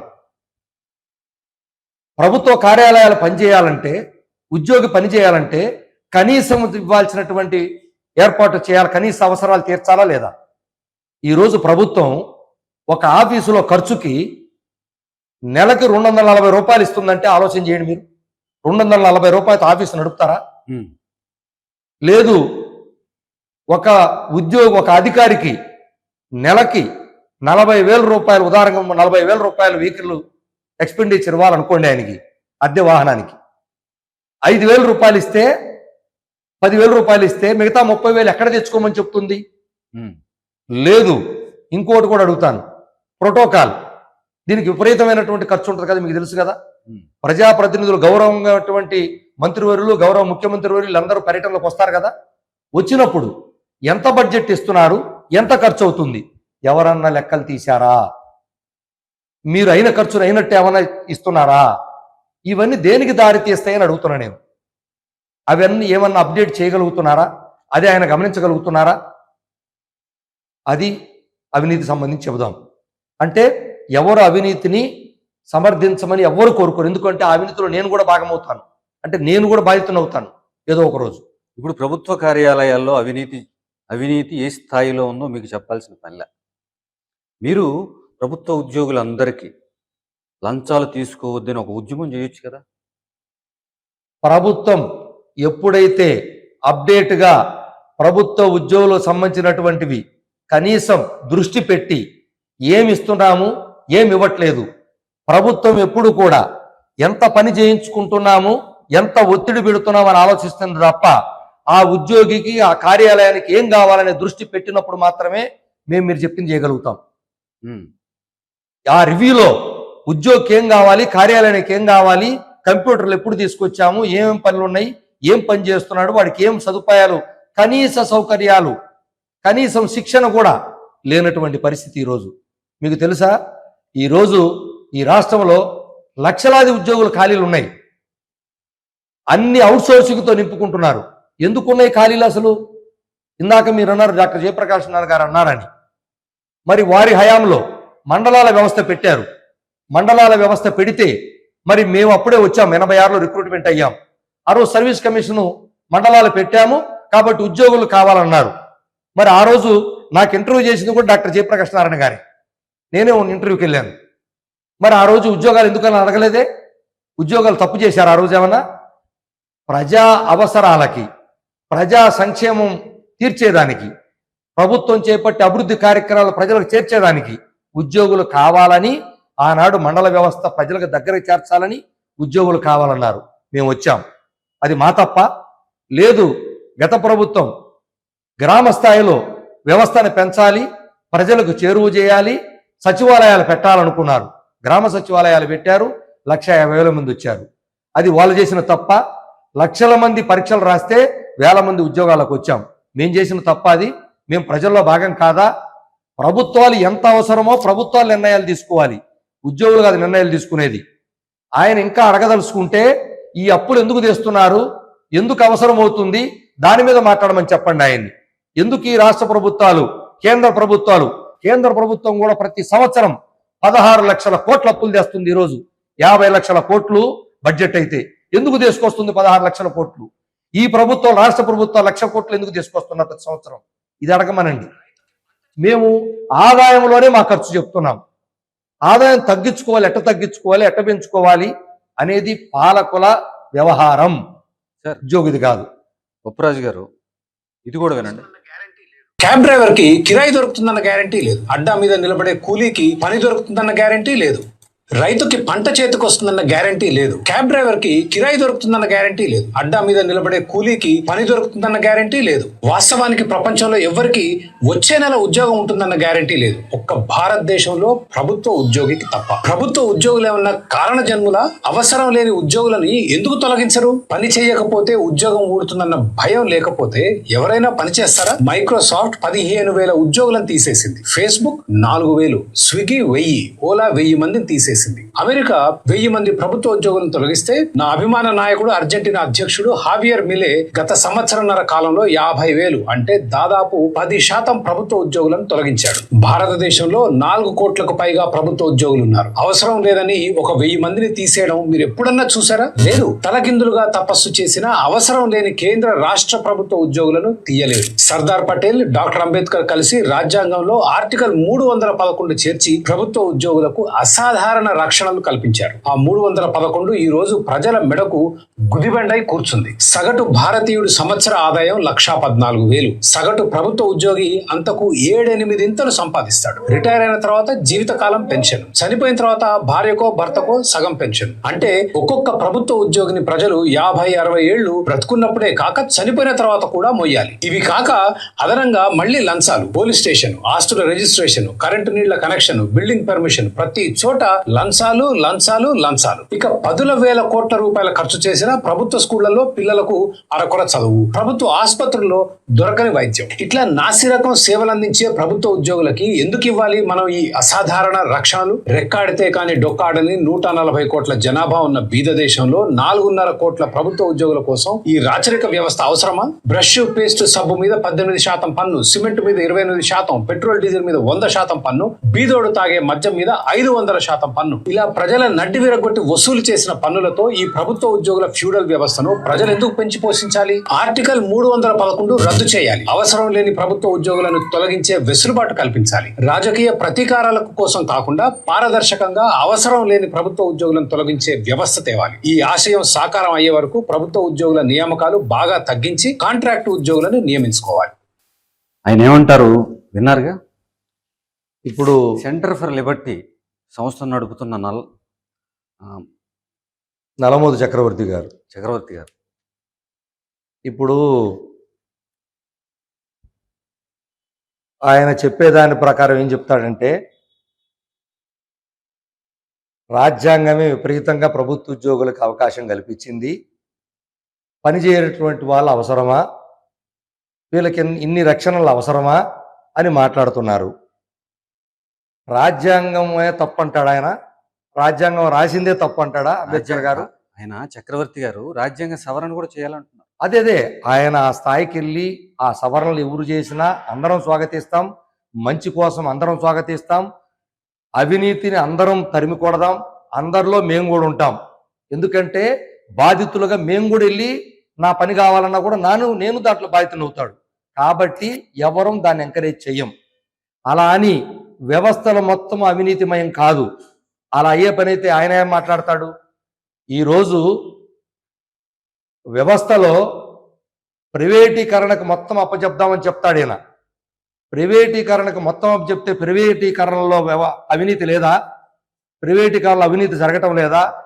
అది వ్యవస్థలో ఉన్నటువంటి లోపాలను అడ్డం పెట్టుకునేవాడు గవర్నమెంట్లో అయినా ప్రైవేట్లో అయినా ఎక్కడైనా చేస్తాడు. ఈరోజు 1,000 కోట్ల రూపాయలు ఎగ్గొట్టెళ్ళి తీసుకొని బడాబాబులు లేరా, బ్యాంకులకు సున్నా పెట్టిన వాళ్ళు లేరా? వాళ్ళ సంగతి ఏం చెప్తాడు ఆయన? ఈరోజు మాకు 50,000 కోట్లు ప్రభుత్వం బకాయి ఉందంటే దానికోసం ఏం చెప్తాడు ఆయన? అలాగే ప్రైవేటీకరణలకు మొత్తం అప్పజెప్పేసేసి ఏజెన్సీలకు ఇచ్చేసి భూములు కూడా మెయింటైన్ చేద్దామంటాడు ఆయన. భూములు ప్రైవేటీకరణకి ఇస్తే ఏమైందో తెలియదా? ఈ రాష్ట్రము గతంలో ఒకసారి రాష్ట్ర ప్రభుత్వమే సర్పంచుల చేతిలో ల్యాండ్ రికార్డ్స్ పెడితే ఏం జరిగిందో ఆయనకి తెలియదా? కాబట్టి ప్రాక్టికల్గా మాట్లాడాలి. అన్నీ నేనే వ్యవస్థ అనుకొని మాట్లాడితే ఇందులో కార్యనిర్వాహక వ్యవస్థ ఉంది, అలాగే చట్టసభలు ఉన్నాయి, అలాగే జ్యుడిషియర్ ఉంది. మరి ఆయన చెప్తున్నాడు ఉద్యోగులకి పెన్షన్ అవసరమా, రిటైర్ అయిన తర్వాత వాళ్ళకి వాళ్ళ భార్యకి ఆ తర్వాత ఇవ్వాలా అంటున్నాడు. ఒక్కొక్క మనిషి మీద 50-60 సంవత్సరాలు ఒక ఉద్యోగిని మనం పెట్టాలా అంటున్నాడు. ప్రభుత్వం ఈ రోజు అలా ఆలోచించే పని అయితే, మేము కూలి కోసం వచ్చాం, జీతం కోసం పనిచేసేదానికి పని కోసమే వచ్చాం, మేము పని నువ్వు కల్పిస్తానంటే లక్షల మంది పరీక్షలు పెడితే అందులో సెలెక్ట్ అయ్యి వచ్చి మేము వచ్చాం. మరి ఈరోజు డబ్బుతో ఉండి ఈ రోజు ఉన్నటువంటి ఎమ్మెల్యేలు ఎంపీలు ఎవరు కూడా డబ్బుతో లేనోళ్ళు కాదు కదా. ప్రజలందరికీ తెలుసు కదా, ఇది దేశంలో ప్రతి ఒక్కరికి తెలుసు. ఇంత డబ్బు ఉన్నటువంటి వాళ్ళకి పెన్షన్లు ఎందుకు ఇస్తున్నారో చెప్పమనండి ఆయన్ని. వాళ్ళకి జీతాలు ఎందుకు ఇవ్వాలో చెప్పమనండి ఆయన్ని. వాళ్ళకి జీతాలు అవసరమా? ఇన్ని సదుపాయాలు అవసరమా? గ్యాస్ బండ దగ్గర నుంచి ఫ్లైట్లు వెళ్ళేదాకా అన్ని రాయితీలే కదా వాళ్ళకి. క్యాంటీన్లో రూపాయలు పావలాలు పెట్టుకొని క్యాంటీన్లు ఎందుకు వాళ్ళకి? తర్వాత వాళ్ళు 5 సంవత్సరాలు కాదు, ఒక్కరోజు అసెంబ్లీలో అడుగు పెట్టినా వాళ్ళకి పెన్షన్ ఇవ్వాలంట. అది ఎవరితో చర్చ లేకుండానే పెంచేసుకుంటారు వాళ్ళు. ఒకసారి ఎమ్మెల్యే అయితే ఒక పెన్షను, ఇంకొకసారి ఎంపీ అయితే ఇంకొక పెన్షను, ఇంకొకసారి ఎమ్మెల్సీ అయితే ఇంకొక పెన్షను. ఎన్నిసార్లు అయితే అన్నిసార్లు 3 సార్లు తీసుకునే వెసులుబాటు వాళ్ళకి ఎట్లా కల్పించుకున్నారు? వాళ్ళు చనిపోతే వాళ్ళ భార్యలకు కూడా పెన్షన్ ఎట్లా ఇచ్చుకుంటున్నారు? మీరు ఎలా పెన్షన్లు పెంచుకుంటున్నారు? మీకైతే ఎలా అయినా పెన్షన్లు పెరగచ్చా? మీరైతే ఎలా అయినా సరే చట్టాలు మార్చుకోవచ్చా? మీకు రాయితీలు డబ్బు లేని వల్ల ఏమన్నా పేదవారా మీరు? మీకెందుకు రాయితీలు? మీకెందుకు ఫ్రీగా గ్యాసులు? మీకెందుకు ఫ్రీగా ఎయిర్పోర్ట్లు వెళ్ళినా, ఇంకో చోటకి వెళ్ళినా, ట్రైన్లు వెళ్ళినా పావలా ₹1 రూపాయికి బిర్యానీలు పార్లమెంటు క్యాంటీన్లో, లేకపోతే అసెంబ్లీ క్యాంటీన్లు, లేకపోతే బడ్జెట్ అయిపోతే ఒక బ్రీఫ్ కేసులు, వాళ్ళకు ఒక గిఫ్ట్లు, ఇవన్నీ మీకు అవసరమా? ఆ ఖర్చులన్నీ కూడా మా జీతాల్లో కలుపుతున్నారా లేదా? ఇవన్నీ చెప్పమని నల్లమూరి చక్రవర్తి గారిని. ఇవన్నీ చెప్పరు. నీకేదో ఒక చోట జరిగిందని, ఒక వ్యవస్థలో తప్పులు లేవని మేము ఎప్పుడు అనం. వ్యవస్థను మారుదాం. ఆయన పెద్ద సబ్జెక్ట్ అది 22లోకి వెళ్ళాడు ఆయన. దాని మీద పెద్ద కార్యక్రమం పెట్టాడు. అందరూ లంచావతారులు అంటున్నారు. అందరూ లంచావతారులను ఎప్పుడు అనమాకండి. మీ దగ్గర కూడా లంచ అవతారం లేరా అంటాను. లేకపోతే మీరు కూడా కుట్ర చేసామని సంపాదిస్తున్నాను నేను అంటాను. దానికి ఏం సమాధానం చెప్తారు? లంచం లేకుండా పనిచేసే వాళ్ళు కూడా ఉన్నారు. వాళ్ళు ఉంటారు వ్యవస్థలో, ప్రతి వ్యవస్థలో ఉంటారు. మంచి చెడు ఉంటున్నట్టుగానే ఇక్కడ కూడా అందరూ ఉంటారు. అందరినీ మీరు వేలెత్తి చూపించాల్సిన అవసరం లే. ప్రభుత్వాన్ని అడగండి ఏదైనా ఉంటే. మొత్తం 22 మొత్తం రీబ్యాక్ అంటారు కదా, రీబ్యాక్ చేయమని చెప్పండి. ఎందుకు చేయట్లేదు ప్రభుత్వం? ఎందుకు చేయట్లేదంటే చట్టానికి లోబడి ఉండాలి. రాజ్యాంగాలు నువ్వు రాయలేదు, రాజ్యాంగాలు రాశారు. ఆ రాజ్యాంగాన్ని అమలు పరిచేదానికి చట్టసభలు ఉన్నాయి, దానికి ప్రజాప్రతినిధులు ఉన్నారు, వాళ్ళు చేస్తారు. ఆయన చట్టంలోకి వచ్చి ప్రజాప్రతినిధి ఎన్నికయి అప్పుడు ఆయన కూడా దాంట్లో ప్రవేశపెట్టి మాట్లాడమనండి. అప్పుడు మారిపోద్ది. మళ్ళీ బయట ఉన్నప్పుడు మాట్లాడే మాట వేరు, లోపల వ్యవస్థలో పనిచేసేటప్పుడు మాట వేరు. ఇలాంటి భావాలతో చాలా మంది వచ్చి ఉంటారు. అధికారులు వచ్చి ఉంటారు, ప్రజాప్రతినిధులుగా వచ్చిన వాళ్ళు ఉన్నారు. కానీ లోపలికి వచ్చిన తర్వాత ఆ లోపాలు, అక్కడ ఉన్నటువంటి పరిస్థితులు, దానికి అనుగుణంగా ముందుకెళ్లే వాళ్ళు చాలా మంది ఉన్నారు. దీంట్లోకి వచ్చే వాళ్ళందరూ ప్రజాప్రతినిధులు అవినీతులు కాదు, లేదా అధికారులు అవినీతి పరులు కాదు. ఆ మాటను ఆయన ఇది ఎట్టి పరిస్థితుల్లో మంచిది కాదు. అది అన్ని రకాల వాళ్ళు ఉంటారంటే ఒప్పుకుందాం, లేదు అందరం కలిసి అవినీతి పారదోల్దామంటే ఒప్పుకుందాం, ప్రయత్నాలు చేద్దాం ఎప్పుడు కూడా. అంతేగాని అందరి మీద ముద్రేసి ఉద్యోగుల కోసం ప్రజల మీద, ఉద్యోగులకు అయ్యే ఖర్చే ప్రజల నెత్తి మీద లేదు. అప్పులు తెస్తే నెత్తి మీద ఉంటుంది. నీ ఆదాయం తగ్గట్టుగా నువ్వు ఖర్చు పెట్టుకుంటే ఎప్పుడైనా నెత్తి మీద వస్తుందా? నా ఇల్లు ఉంది, నా జీతం ₹1,00,000 వస్తున్నాయి, నేను 60,000 ఖర్చు పెట్టుకొని 40,000 దాచిపెట్టుకుంటున్నాను, అది లెక్క. నేను ₹1,00,000 వస్తుంటే 1,50,000 ఖర్చు చేస్తే 50,000 ప్రతి నెల అప్పు తెచ్చుకుంటే నేను బాగుపడతా? నా కుటుంబం బాగుపడనట్టే నా రాష్ట్రం కూడా బాగుపడదు. దాని గురించి ఆలోచించండి. ఎందుకు తెస్తున్నాము, ఎందుకు అప్పులు తెస్తున్నామో దాని మీద ప్రయత్నం చేయమనండి, ఆయన పోరాటం చేయమండి తప్పకుండా. ఎందుకంటే బయట ఉన్నాడు ఆయన, ఉద్యోగం లేడు. ఆయన బిడ్డలో ఆయన కుటుంబంలోనో ఎవరన్నా ఉద్యోగస్తులు ఉంటే వాళ్ళని ఒకసారి అడగమనండి, అప్పుడు తెలుస్తుంది ఆయనకి. ఓకే, 30,000 కోట్లు, 40,000 కోట్లు, ఇప్పుడు మీరు చెప్తున్న కొత్త నెంబరు 50,000 కోట్లు. ఇప్పుడు ఇది కన్ఫర్మ్ నెంబరు. 50,000 కోట్లు ఉద్యోగులకి రావాల్సిన బకాయిలు, అంతేనా? 50,000 కోట్లు తక్కువ లేకుండా 5 డిఏలు రావాలి, టీఆర్సీ లేదు. 5 డిఏలు ప్రకటన చేయాలంటే 12%. మీకు స్పష్టంగా చెప్తున్నాను, 12% డిఏలు ఇప్పుడు రావాలి. ప్రకటన అంటే 100కి 12 రూపాయలు. తర్వాత మేము తెలంగాణ ఉద్యోగులతో పోల్చుకుంటాం. ఎందుకంటే తెలంగాణ ఉద్యోగులు మేము మొన్నటి వరకు కలిసి ఉన్నాం, ఒకటే అక్కడ ఇక్కడ ఇంకా ఉంటానే ఉన్నారు కలిసి. సో ఆ ఉద్యోగి గతంలో అతనికి పిఆర్సీ ఫిట్మెంట్ చేసినప్పుడు 30% చేశారు, మాకు 23% అయింది. అంటే 7% అదనంగా తీసుకుంటున్నాడు. మళ్ళీ ఈ 3 సంవత్సరాల నుంచి అదనంగా 5,600 రూపాయలు 5% తీసుకుంటున్నాడు. 7 + 5 ఎంత? 12%. ప్లస్ తెలంగాణ ఇంక్రిమెంట్ ఒకటి 13% తెలంగాణ ఉద్యోగి యాజ్ ఇట్ ఈజ్గా నాకన్నా ఎక్కువ తీసుకుంటున్నాడు. ప్లస్ 13 ఇప్పుడు ఎంత రావాలి మళ్ళా డిఎల్ నాకు? 12%. 13, 12 ఎంత? 25% నష్టంతో నడుస్తున్నానండి. 25% అంటే ₹1,00,000 25% ఎంత? 25,000. 1,25,000 అంటే 25,000 నేను 3 సంవత్సరాలుగా ఇంటూ లెక్కేసుకోండి, 36 నెలలు. ఎన్ని లక్షలు నేను లాస్ అవుతున్నాను ఈ ఉద్యోగి ఈ రాష్ట్రంలో. ఎందుకు నేను నష్టపోవాలి ఇంత నష్టం చెప్పండి? అన్యాయం కదా ఇది. నా నోటి కాడ నా కుటుంబం నేను కష్టపడి పని చేస్తే వచ్చే దాని దగ్గర నువ్వు తీసుకోవడానికి నువ్వెవరు? నేనేమైనా అదనంగా అడిగితే నన్ను క్వశ్చన్ చేయి, బోనస్లు ఇవ్వమంటే క్వశ్చన్ చేయి, ఉచితంగా ఇవ్వమంటే క్వశ్చన్ చేయి. వాళ్ళని ఉచితంగా తీసుకునే వాళ్ళు క్వశ్చన్ చేయమని నన్ను కాదు చేయాల్సింది. నేను కష్టపడటానికి వచ్చాను, ఇక్కడ పని చేయడానికి వచ్చాను. తప్పు చేశాను అనుకోండి తీసేయండి, మీకు అవసరం లేదనుకోండి తీసేయండి, దానికి ఇబ్బంది లేదు. ఆ చట్టాలు ఎప్పుడున్నాయి కదా. రాజ్యాంగం అన్ని కల్పించింది, హక్కులతో పాటు బాధ్యతలు కూడా ఇచ్చింది. ఆ బాధ్యతలు నేను విస్మరిస్తే నన్ను పక్కా పంపించే అధికారం ప్రభుత్వానికి ఉంది కదా. తప్పు చేస్తే ఎందుకు ఉంచుతారు నన్ను? ఆదాయం ఎక్కువ సంపాదించినా కూడా నన్ను ఉద్యోగంలో నుంచి తీసేస్తారు. కానీ బయట వాళ్ళకు ఉందా ఫెసిలిటీ? అనుకుతున్నా నలమూర్తి చక్రవర్తి గారిని. నేను ఆదాయం ఎక్కువ సంపాదిస్తే ఎక్కువ ఆదాయం కింద నన్ను బుక్ చేస్తారు. నిన్ను బుక్ చేస్తున్నారా? వేల కోట్లు, లక్షల కోట్లు సంపాదించుకుంటూ పోతున్నారే, అప్పులు పెట్టుకుంటూ పోతున్నారే, ఏమన్నా చేస్తున్నారా? ట్యాక్స్ని 12 నెలలకు గాను 9 నెలలు మాత్రమే నేను జీతం తీసుకుంటున్నా. 3 నెలలు టెన్షన్గా ప్రతి నెల ట్యాక్స్ రూపంలో ప్రభుత్వం నా దగ్గర నుంచి డిడక్ట్ చేసుకుంటుంది. ట్యాక్స్ కట్టనటువంటి ఎగ్గొట్టే వాళ్ళ సంగతి చెప్పండి నలమూర్తి చక్రవర్తిని. వాళ్ళ సంగతి అడగమనండి. నేను టెన్షన్ కడుతున్నాను, లేదు లంచం తీసుకుంటే ఏసీబీకి పట్టుకోమనండి. అదే పని ఇచ్చింది కదా ఏసీబీ, ఉన్నది అదే, అందుకే కదా. దేనికోసం ఉంది ఏసీబీ? మరి చేయమనండి, తప్పేం లేదు.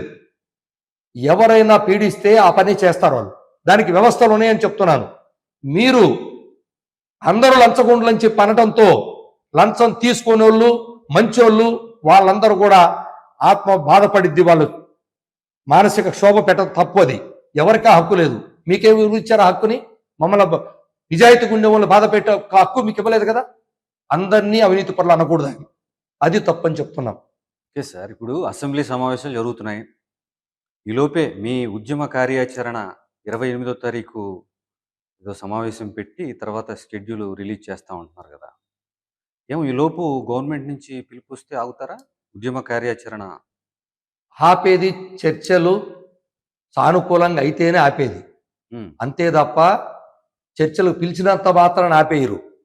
చర్చలకు పిలిచి మా డిమాండ్స్ ఏదైతే మేము పక్కాగా ప్రభుత్వానికి 22వ తారీఖు చర్చలు చేశామో ఆ అంశాల మీద అన్నిటి మీద చర్చలు జరపాలి. చర్చలు సానుకూలంగా ఉద్యోగులకు అనుకూలంగా ఉంటే తప్పకుండా మీ ఉద్యమం చేయాలని ఏదో వెళ్ళాలని ఎవరికి ఉండదు సార్ అది. ఎందుకంటే ఉద్యమం చేయటం చిన్న విషయం ఏం కాదు, మాకు ఇబ్బందులు ఎదురవుతాయి అన్నీ ఒకసారి వెళ్ళిన తర్వాత. కాబట్టి ఉద్దేశపూర్వకంగా ఉద్యమం చేయాలని ఎక్కడా లేదు. అనివార్యమై ఎవరు పలకనప్పుడు 2 సంవత్సరాలు దాటి ఎదురు చూసి కూడా ఈ ప్రభుత్వం వచ్చిన తర్వాత ఒక్క రూపాయి కూడా మాకు రాకపోగా మా డబ్బులు మేము దాచుకున్న డబ్బులకు వడ్డీ ఇస్తారండి వీళ్ళు? ఈ బకాయిలు 30,000 కోట్లు వాళ్ళే అనౌన్స్ చేశారు కదా అసెంబ్లీ సాక్షిగా. మరి ఆ వడ్డీ ఇస్తారు ఎవరైనా 30,000 కోట్లకి? ఆ 30,000 కోట్లు అరియర్స్ పెరుగుతూ ఉంటాయి కదా ప్రతి సంవత్సరం. ఎవరు ఇస్తారు దానికి డబ్బులు? నేను కోర్టుకు వెళ్తే మొత్తం వడ్డీతో సహా ఇచ్చేయమని చెప్పింది కదా వెస్ట్ బెంగాల్లో. మరి ఆ పరిస్థితికి తీసుకొచ్చుకుంటారా? కాబట్టి మాకు రావాల్సినటువంటి బకాయిలు ఏం చేస్తారో చెప్పాలి. నేనేమి ఒకే రోజు ఈ మన నెత్తి మీద కూర్చోవట్లేదు, మేము గొంతు మీద కూర్చోవట్లేదు. మాకు ఎలా ఇస్తారు, ఎప్పుడు ఇస్తారు, అసలు ఎంత బాకీ అనేది స్పష్టం చేయబోతున్నాం. ఎంత బాకీ ఉంది, బిల్లులు లేవు, గల్లంతు. ఎప్పుడు ఇస్తారు, ఎలా ఇస్తారు అది చెప్పమంటున్నాం. బకాయిలు 2, ఈ ప్రభుత్వం వచ్చిన దగ్గర నుంచి అప్డేట్గా డిఏలు ఎందుకు ఇవ్వట్లేదు? డిఏ అనేది కేంద్ర ప్రభుత్వం ఇచ్చేది, ఇక్కడ కొంతమందికి కేంద్ర ప్రభుత్వ ఉద్యోగులకు ఉన్నటువంటి ఐఏఎస్ అధికారులకు ఇస్తున్నారు, మాకు ఇవ్వట్లేదు. కాబట్టి మా ఖర్చులో వాళ్ళది రాస్తున్నారు, మాకు మాత్రం తీసేస్తున్నారు. కాబట్టి డిఏలు అప్డేట్గా ఉండాల్సిందే. అలాగే మీరు అయ్యారు 3 ఏళ్ళు ఎందుకు లాస్ చేశారు? 3 ఏళ్ళ నుంచి పిఆర్సీ మేము ఎంత కోల్పోతున్నాం? ఇప్పటికే 2 పిఆర్సీలు 15 మేము ఉండాల్సినటువంటి పిఆర్సీలు 12 పిఆర్సీలో ఉన్నాం. మేము ఇంకా 2 పిఆర్సీలు పీరియడ్ కోల్పోయాం. ప్రభుత్వంలో సంవత్సరం 2 సంవత్సరాలు అలా ఆలస్యం చేసుకుంటూ వస్తే. కానీ ఫస్ట్ టైం ఈ ప్రభుత్వాలలో 3 సంవత్సరాలు కోల్పోతా ఉన్నాం. ఎందుకు నష్టపోవాలి మేము? ఎవరిస్తారు రేపు దీనికి? మళ్ళా 13వ పిఆర్సీ వచ్చేస్తుంది 2028కే. అంటే అప్పుడు దాకా కాలయాపన చేస్తే ఈ పిఆర్సీ మొత్తం గల్లంత అయిపోద్దనే మీ ఉద్దేశం ఏంటో చెప్పాలి కదా మాకు. చెబితే స్పష్టత ఇస్తే మాకు అభ్యంతరం లేదు. ఉద్యమాన్ని కూడా 28వ తారీఖు ఇప్పటికి కూడా ఓపికతోనే, ఓర్పుతోనే, సహనంతోనే ఉన్నాం. మీరు ఇందాక అడిగారు మీరు ఎందుకు 2 సంవత్సరాల నుంచి మాట్లాడలేదని. ఓర్పుతోనే ఉన్నాం. ఎందుకంటే ప్రభుత్వం ఫ్రెండ్లీ ప్రభుత్వంతో మనం సయోధ్యగానే అడిగి తీసుకోవాలి మంచిగానే. ఎందుకంటే ఇవ్వాల్సింది వాళ్ళు, తీసుకోవాల్సింది మేము అని చెప్పి ఓపికతో, ఓర్పుతోనే, సహనంతోనే. ఉద్యోగులు పని ఒత్తిడితో ఉన్నారు, వాళ్ళని డిస్టర్బ్ చేయకూడదు. ప్రభుత్వం ప్రవేశపెట్టినటువంటి పథకాలు అమలు ప్రక్రియలో వాళ్ళు బిజీగా ఉన్నారు, ప్రభుత్వం బిజీగా ఉంది. ఓపిక పడదాం అనుకున్నాం. ఇంకా ఓపిక పడితే పిఆర్సీ మొత్తం గల్లంత అయిపోద్ది, 12వ పిఆర్సీ. అందుకని ఓపిక పట్టకలేకనే ఇక అనివార్య పరిస్థితులు, ఎవరు మాతో చర్చించినటువంటి నేపథ్యంలో, ఎవరు మా బాధలు ఆలకించడం నేపథ్యంలో 28వ తారీఖు మాకినేని బసవపున్నయ్య గారి ఆడిటోరియంలో విజయవాడలో 9 గంటలకు ఉదయం వల్ల రాష్ట్ర సదస్సు. అంటే ఈ సదస్సుకి ఏపీజేఎస్ అమరావతిలో ఉన్నటువంటి డివిజన్ స్థాయి నుంచి రాష్ట్ర స్థాయి దాకా అందరూ ఉద్యోగులు సదస్సులో ప్రకటించాలి. ఎందుకంటే అది మాకు బైలాసు, మాకున్నటువంటి చట్ట ప్రకారం, బైలాస్ ప్రకారం అందరి సమక్షంలో ఉద్యమ కార్యాచరణ ఇచ్చి ముందుకెళ్ళాలి. ఆ ఉద్యమ కార్యాచరణ మొత్తం ఆ రోజు ప్రకటించబోతున్నాం. 3 ఫేసుల్లో ఉద్యమాన్ని చేయబోతున్నాం. ఎక్కువ ఉద్యోగులకు కూడా ఓపిక లేదు కాబట్టి స్పీడ్గా చేయబోతున్నాం ఈసారి ఉద్యమాన్ని కూడా. ఏదో నెలల తరబడి లాగితే ఎవరికి ఓపిక లేదు ఉద్యోగులు కూడా. అన్న వద్దు, ఇంకా మనం వెళ్ళిపోదాం, అసలు అంతా కూడా పెట్టొద్దంటే, కాదు నాయన మనకి పద్ధతి ఉంది, పద్ధతి ప్రకారం నల్ల బ్యాడ్జీలతోనే మొదలు పెట్టాలని మేము నచ్చ చెప్తున్నాం. కానీ ఉద్యోగులు ఈ పని ఒత్తిడి తట్టుకోలేక వద్దన్న, కనీసం అట్లన్నా మేము కొద్ది రోజులు ప్రశాంతంగా ఉంటామనే స్థితికి వచ్చారు. కాబట్టే ఈ ఒత్తిడిని మేము ఇంకా భరించలేని స్థితికి నాయకులం కూడా వచ్చాం. కాబట్టి 28వ తారీఖు ఉద్యమ కార్యాచరణ ప్రకటించబోతున్నాం. అగ్రెసివ్గానే ఉంటుంది అయితే తప్పకుండా మీకు చాలా స్పీడ్గా ఉంటుంది. అందులో అన్ని రకాలుగా మీరు చలో విజయవాడ చూశారు. భారతదేశం అంతా ఇటువైపు చూసింది, రాష్ట్రం కాదు. 2022లో ఫిబ్రవరి 3వ తారీఖున ఈ చలో విజయవాడ కన్నా ముందు రేపు రైల్వే స్టేషన్లో ఈ రాష్ట్రం 2 ప్రాంతాల్లో ఆ స్థాయిలో చూస్తారు. అలా ఉంటుంది. అదే సార్, లాస్ట్ టైం లాగే ఇంకో డిఏ ఇచ్చేస్తే మళ్ళీ ఒక 6 నెలలు చల్లబడతారు. ఏమన్నా చూస్తాం, వాళ్ళు ఏం చెప్తారనేది మాకు తెలియదు సార్. ఒక డిఏ అనౌన్స్ చేసినా సరిపోద్దేమో. ఒక డిఏ అనౌన్స్ చేసే పని అయితే ఇంత చర్చలు. మరి మీరు 10 నెలల కాలంగా వెయిట్ చేశారు కదా సీఎం చెప్పిన తర్వాత. మేము ఇంత ఓపికగా, ఇంత ఓర్పుగా మీరందరూ కూడా అడుగుతున్నారు ఎందుకు ఇంతకాలం ఉన్నారని కూడా. ఇంతకాలం ఓపిక పట్టింది గౌరవం, రెస్పెక్ట్. అది ప్రభుత్వం పట్ల. ఆ రెస్పెక్ట్ని కాపాడుకోవాల్సిన బాధ్యత ప్రభుత్వానికి. కాపాడుకుంటారని భావిస్తున్నాం. మాకు ఉద్యమం చేయటమే ప్రధానం కాదు, మా ఉద్యోగులకు రావాల్సినటువంటి న్యాయబద్ధంగా మేము దాచుకున్న డబ్బులు మాకు తెచ్చుకోవాల్సిన బాధ్యత ఉంది. ఈరోజు ప్రభుత్వాలు మేము దాచుకున్న డబ్బులు కూడా వాడుకునేటువంటి దరిద్రమైన స్థితికి వచ్చారు. కాబట్టే మేము దాచుకున్నవి మేము ఎప్పుడు కావాలంటే అప్పుడు దాచిపెట్టుకొని ట్రస్టీగా పబ్లిక్ అకౌంట్లో ప్రభుత్వం దగ్గర దాచిపెట్టిన డబ్బులు ఎట్లా వాడుకుంటారండి వీళ్ళు? కాబట్టే ఆ డబ్బుల్ని ఎప్పటికప్పుడు అడిగితే ఇచ్చే విధంగా మేము తీసుకునే విధంగా ప్రభుత్వాలు బాగుండాలనే కోరుకుంటాం. దానికనే రేపు చర్చల్లో మాకు న్యాయబద్ధంగా రావాల్సిన, మాకు ఏదైతే బకాయిలు ఉన్నాయో అవి ఎట్లా ఇస్తారు, ఎప్పుడు ఇస్తారో మాకు స్పష్టత ఇవ్వాలి. అలాగే మాకు సంబంధించినటువంటి ఐఆర్ మీరు రాగానే మంచి ఐఆర్ ఇస్తాను మేనిఫెస్టోలో పెట్టారు కాబట్టి ఆ మంచి ఐఆర్ ఏందో దాని సంగతి చెప్పాలి.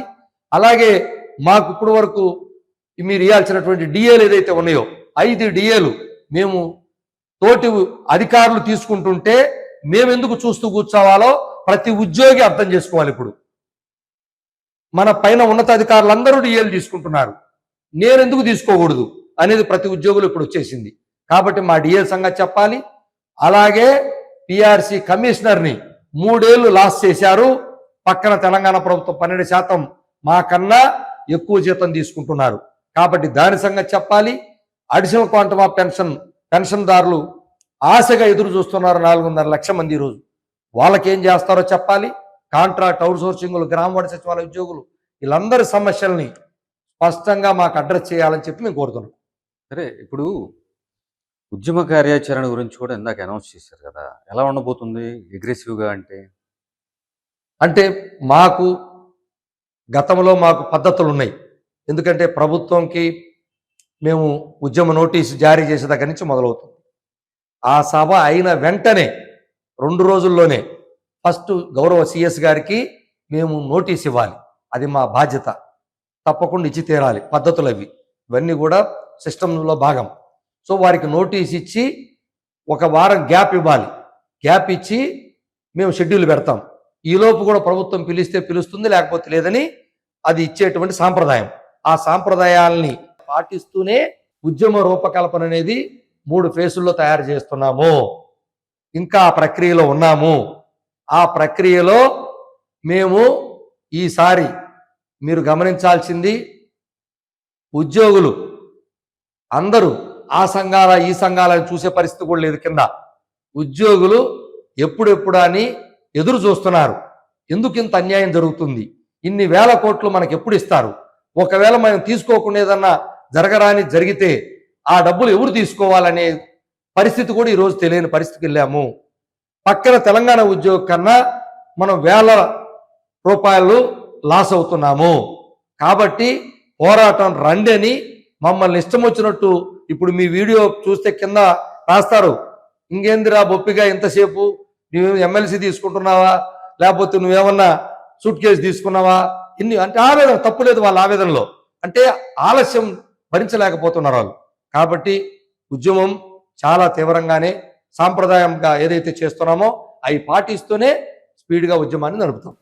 ఓకే, ఇప్పుడు ఉద్యోగులకు సంబంధించిన సమస్య మీద కనీసం ఒక ప్రశ్న లేకపోతే బాగోదు. ఉద్యోగులు చాలా తీవ్రమైన ఒత్తిడిలో ఆత్మహత్యలు, గుండెపోట్లు ఎక్కువైపోయాయి. ఎందుకు మరి ఈ మధ్య కాలంలో మరి ఎక్కువగా కనిపిస్తున్నాయి? దానికి ప్రధానమైనటువంటి కారణాలు 2. మొదటిది తీవ్రమైనటువంటి పని ఒత్తిడి. ఈ తీవ్రమైనటువంటి పని ఒత్తిడి ఒకవైపు నలుగురు చేయాల్సిన పనిని ఒక ఉద్యోగి చేయాల్సి వస్తుంది, అంటే మొత్తం ఖాళీలే. ఈ నలుగురు చేయాల్సిన పనిని ఒకటి చేసేటప్పుడు పని ఒత్తిడి పెరుగుతుంది. అలాగే ఏదైతే చేయాల్సిన పనిని, ఉదాహరణకి ఒక పనిని 10 రోజుల్లో చేయాల్సి ఉంటే 2 రోజుల్లో చేయాలని టార్గెట్లు పెట్టడం, టార్గెట్ పెట్టి ఒత్తిడి పెట్టి ఇది ఇన్ని రోజుల్లోనే పూర్తి చేయాలని ఒత్తిడి పెట్టడం. దీనితో ఆ వ్యక్తి పరిస్థితి ఎట్టుందంటే సమీక్షలతోనే వాడు నాశనం అయిపోతున్నాడు. కింది స్థాయి, ఉదాహరణకు ఒక చిన్న స్థాయి ఉద్యోగి కింద గ్రామ స్థాయి అనుకుందాం. ఆ గ్రామ స్థాయి ఉద్యోగి పైన 4-5 టెలికాన్ఫరెన్స్లు పెడతారు రోజుకి. ఏం తట్టుకుంటాడు వాడు? పని చేయనియాలి కదా అసలు. అయిందా అయిందా అయిందా అయిందా అయిందా అని అందరూ ఒత్తిడి పెట్టడంతో ఈ పని ఒత్తిడి తట్టుకోలేక మానసిక ఒత్తిడికి గురవటం ఒకటైతే, 2 ఆర్థిక ఒత్తిడి, అంటే అతనికి 1 రూపాయి కూడా జీతం పెరక్కపోవడం. ఈ ప్రభుత్వం వచ్చిన నుంచి 1 రూపాయి పెరిగింది లేదు కదా. ఆ పెరక్కపోవడంతో ఖర్చులు విపరీతంగా పెరిగినాయి. జీతం ఎందుకు పెరగలేదని అంత అనుకోవచ్చు. జీతం పెరగకపోతే పర్వాలేదు, నువ్వు ధరలు తగ్గించాలి కదా. ధరలు ఆకాశాన్ని అందుతున్నాయి. ఈ మధ్య పశ్చిమాసియాలో వచ్చినటువంటి యుద్ధ వాతావరణం ఫలితంగా ఈ ఆంధ్రప్రదేశ్లో విపరీతంగా ద్రవ్యోల్బణం వచ్చిందని రీసెంట్గా ఇచ్చినటువంటి పత్రికలు నేను స్పష్టంగా చూశాను. 7% వెళ్ళిపోయింది తెలంగాణ, ఆంధ్ర. భారతదేశంలో నార్త్ రాష్ట్రాల్లో 4%, 5% ఉంటే ఇక్కడ మాత్రం తెలంగాణ, ఆంధ్రాలో 6.7 నుంచి 7% వెళ్ళిపోయింది. గ్రామీణ ప్రాంతాల్లో ఇంకా ఎక్కువ ఉంది. మరి ఎలా వాడు కంపీట్ చేయాలి? పని ఒత్తిడి ఉంది, జీతం పెరగదు, ఖర్చులు పెరిగినాయి. ఆ స్ట్రెస్లోకి వెళ్ళిపోయి మనిషి రకరకాలుగా ఆలోచన చేస్తున్నాడు. అయితే నేను ఉద్యోగులకు అప్పీల్ చేసేది ఏమంటే, అది మంచి పద్ధతి కాదు, అది మీకు ప్రత్యామ్నాయం కాదు. ఆత్మహత్యలు ఎప్పుడు కూడా నీ కుటుంబాన్ని దారుణమైన స్థితికి నెట్టివేయబడుతుంది. ఇంకా నీకన్నా దారుణంగా వెళ్ళిపోతారు. నువ్వు ఉంటే నువ్వు సాధించుకొని, మనం సాధించుకొని ఇంకా కుటుంబాన్ని మెరుగైన స్థితికి తీసుకెళ్ళచ్చు. కానీ నువ్వు ఆ పని చేసినందువల్ల నీ కుటుంబం ఇంకా అధపాతాళానికి వెళ్ళిపోతుంది. ఒక్కసారి కుటుంబం అర్థంగా గందరగోళానికి వెళ్ళిపోతుంది. కాబట్టి అది మంచి పద్ధతి కాదు. తప్పకుండా మనకు పని ఒత్తిడి తగ్గించే పని కానీ, లేదు ఆర్థిక ఒత్తిడిని తగ్గించేదానికి ప్రభుత్వాల నుంచి రావాల్సినటువంటి మన విషయాల్లో కానీ ఉద్యోగ సంఘాలు ఎప్పుడు ముందుంటాం. ఆ ప్రత్యామ్నాయ అటువంటి మార్గాలను ఎంచుకోవద్దని ఉద్యోగులందరికీ కూడా పిలుపునిస్తా ఉన్నాము. అట్ ది సేమ్ టైం ప్రభుత్వానికి కూడా చెప్తా ఉన్నాం, దయచేసి పని ఒత్తిడి తగ్గించండి.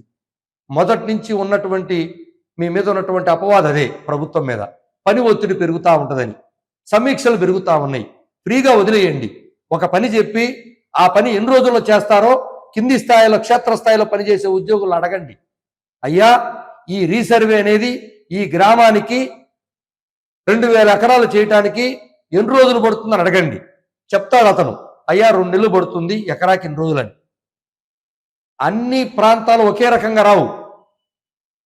ఒక ప్రాంతాల్లో ఒక రకమైన పంట వేస్తారు, ఒక ప్రాంతాల్లో చెట్లు ఉంటాయి, ఒక ప్రాంతాల్లో వరి ఉంటుంది.